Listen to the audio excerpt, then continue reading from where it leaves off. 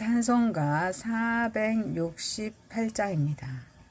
큰 사랑의 세 계명을 우리에게 주신 주님, 서로 사랑하며 제자 된다 가르쳤네.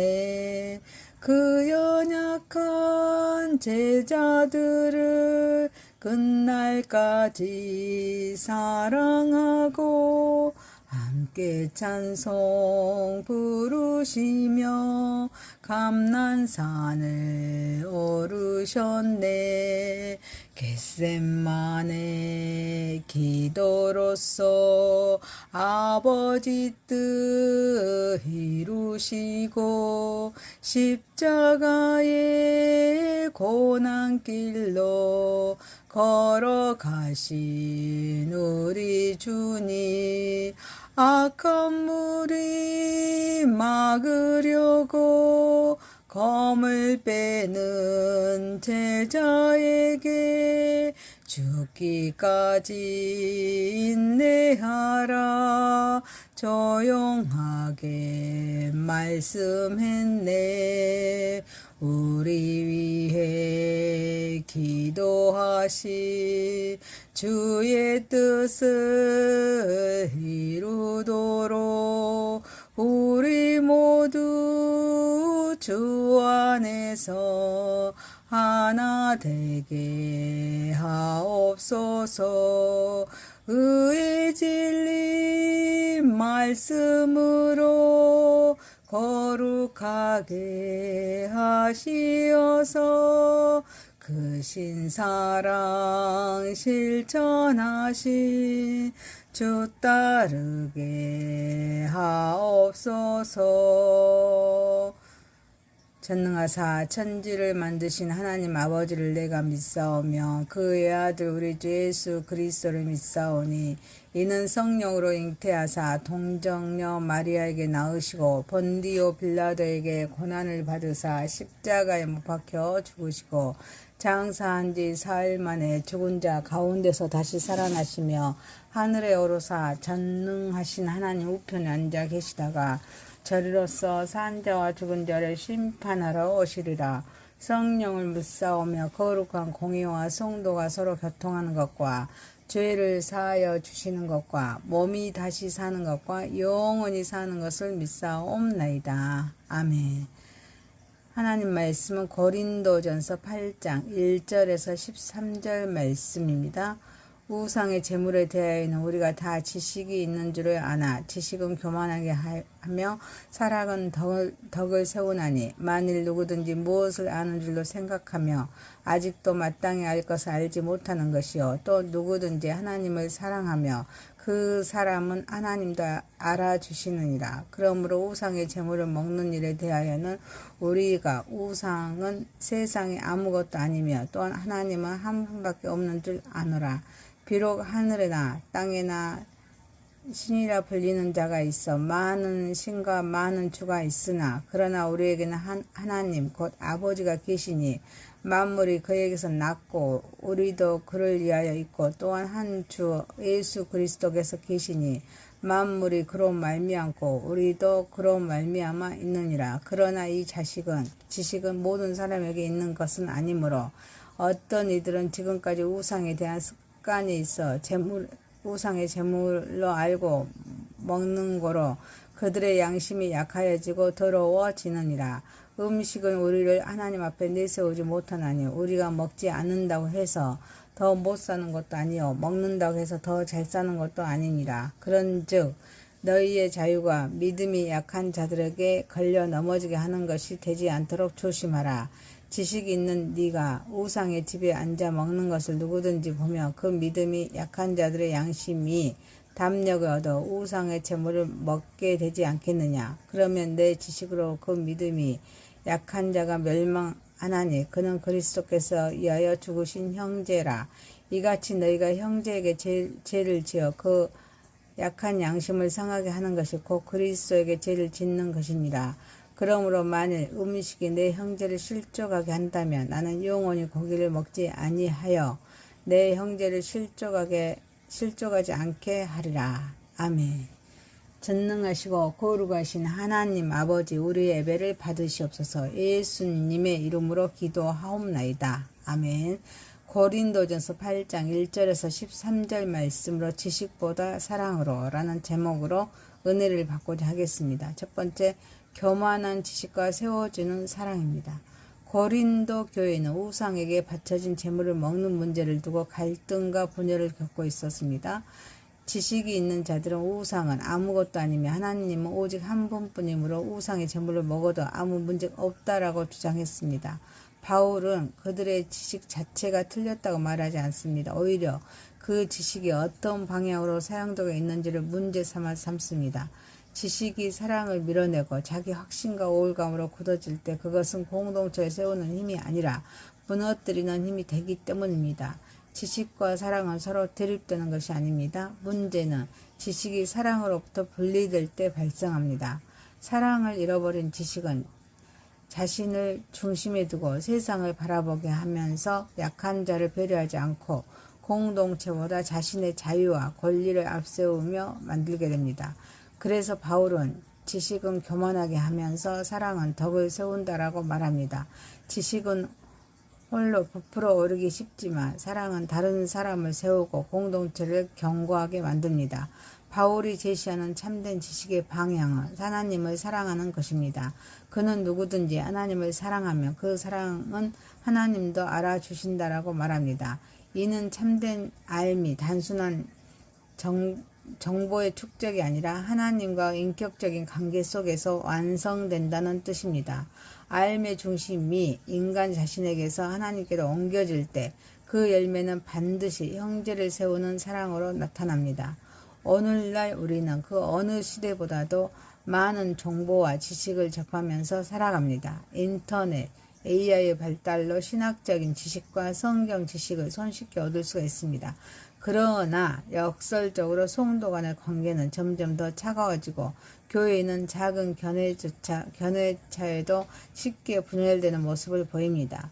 그렇기에 우리는 스스로 물어야 합니다. 내가 가진 신학적인 지식과 성경 지식 그리고 영적 경험이 과연 공동체를 세우는 방향으로 사용되고 있는가, 아니면 나를 나타내고 다른 사람을 판단하는 도구가 되고 있는가.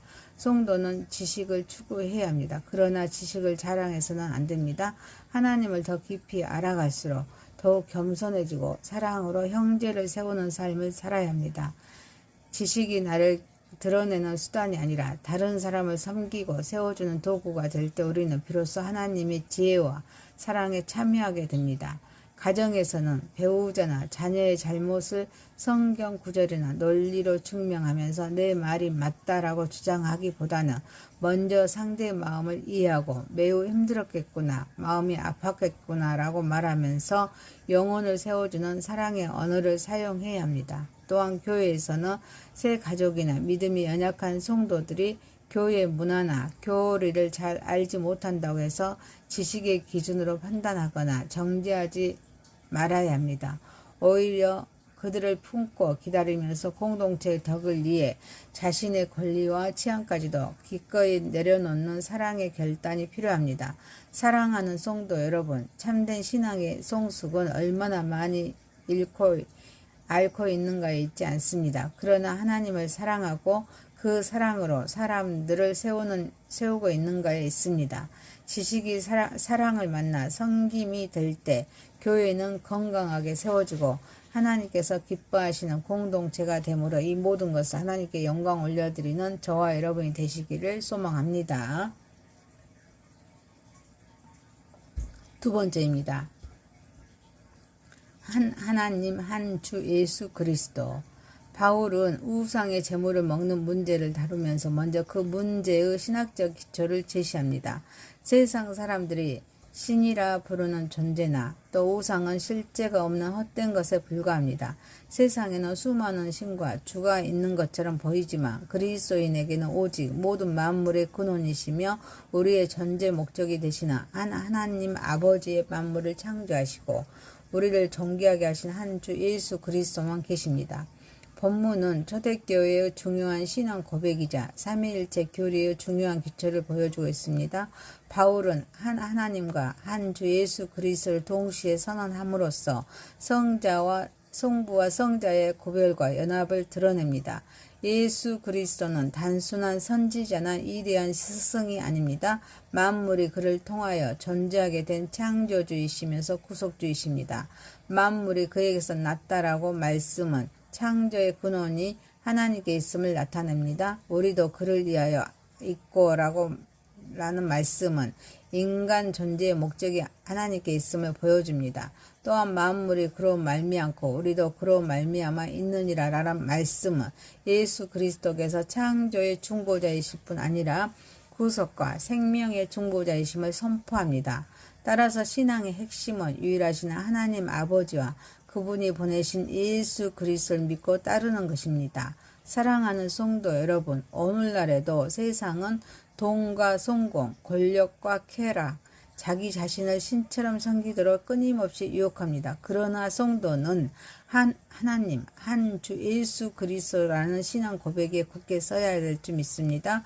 우리는 모든 신앙의 초점을 하나님과 예수 그리스도께 맞추고 그 믿음을 삶과 공동체 안에서 충성스럽게 실천해야 합니다. 이러한 믿음의 훈련과 신실한 삶이 하나님 나라를 세워가는 든든한 초석이 됩니다.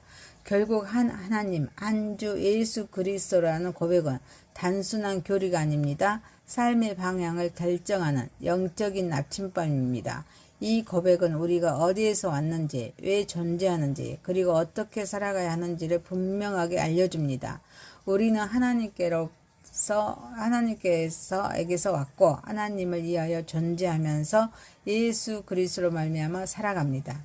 이러한 확신 위에 설 때 우리는 다신론적인 가치관과 세상의 유혹, 두려움을 이겨낼 수가 있습니다. 또한 형제를 사랑으로 세우고 한 주 대신 예수 그리스도 통치 아래 하나된 공동체를 이루어가면서 하나님 나라를 드러내는 복된 신앙의 길을 걸어가게 될 것이므로 이 모든 것을 하나님께 영광 올려드리는 저와 여러분이 되시기를 소망합니다. 세 번째입니다. 덕을 세우는 자유, 사랑으로 제한하는 자유. 바울은 고린도 교회 성도들에게 자신들이 가진 지식과 자유를 어떻게 사용해야 하는지를 가르칩니다. 단순히 우상은 아무것도 아니다라는 올바른 지식을 가지고 있다고 해서 모든 행동이 정당화되는 것은 아닙니다. 그 지식에 근거하여 자유를 행사하는 과정에서 믿음이 약한 형제를 실족시키고 상처를 줄 수 있기 때문입니다. 그래서 바울은 자유 자체보다 형제의 유익을 먼저 생각하라고 권면합니다. 그리스도인의 자유는 내가 할 수 있는가를 기준으로 판단하는 것이 아니라 이것이 형제를 세우는가를 기준으로 사용되어야 합니다. 참된 자유는 사랑으로 절제되는 자유이며 공동체의 덕을 세우는 자유입니다.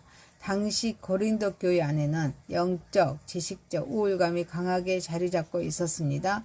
일부 성도들은 우리는 하나님이 한 분이심을 알고 우상은 아무것도 아니라는 사실도 안다라며 자신의 지식을 자랑했습니다. 그들은 자신들이 가진 자유를 거리낌 없이 행사했습니다. 반면에 우상 숭배 문화 속에서 살아오다가 그리스도를 믿게 된 성도들은 아직도 과거의 기억과 정서적인 영향에서 완전히 벗어나지 못한 상태였습니다. 그들에게 우상의 제물은 단순한 음식이 아니라 과거의 우상 숭배와 연결된 민감한 문제였습니다. 그래서 다른 성도들이 아무 거리낌 없이 우상의 제물을 먹는 모습을 보면서 양심의 갈등을 겪거나 신앙적으로 상처를 입을 수 있었습니다. 바울은 이러한 긴장을 해결하기 위해서 지식의 정당성을 부정하지 않으면서도 지식보다 공동체적인 사랑이 우선되어야 한다는 원리를 분명하게 제시합니다. 복음은 우리를 자유롭게 하지만 그 자유는 자기 만족이나 자기 권리를 위한 자유가 아닙니다. 성경은 자유를 위한 자유가 아니라 사랑을 위한 자유를 가르칩니다.